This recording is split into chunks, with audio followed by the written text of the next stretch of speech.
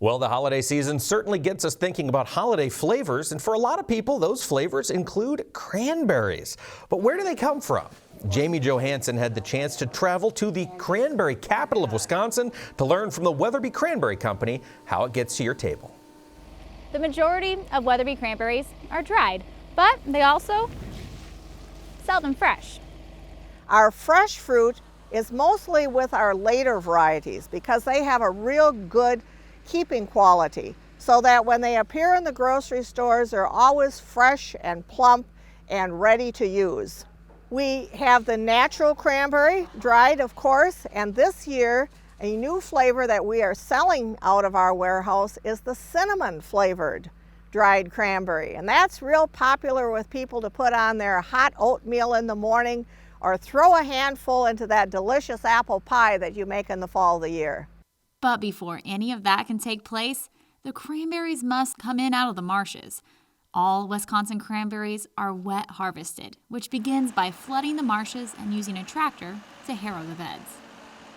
And then after that, we have to collect or gather all the fruit. And we do that by a yellow kind of a floating fence, and it's called corralling the cranberries. So we're gathering and collecting them to one end of our bed, and then we set in a berry pump. What the pump does is it sucks everything out of the bed.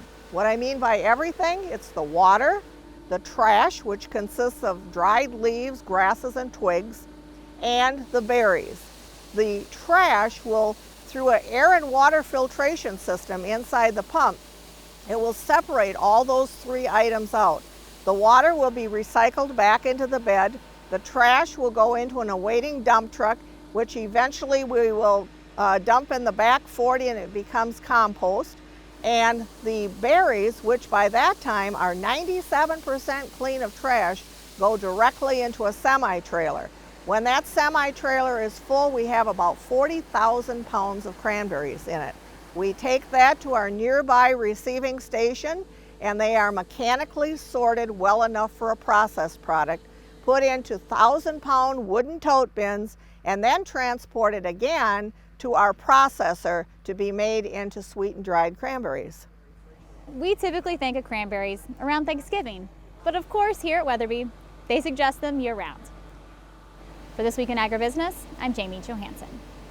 Thank you, Jamie. That is a fascinating story. It's neat to see those cranberries just floating there in the bog, waiting for their chance to get on the truck that'll bring them to your table this holiday season.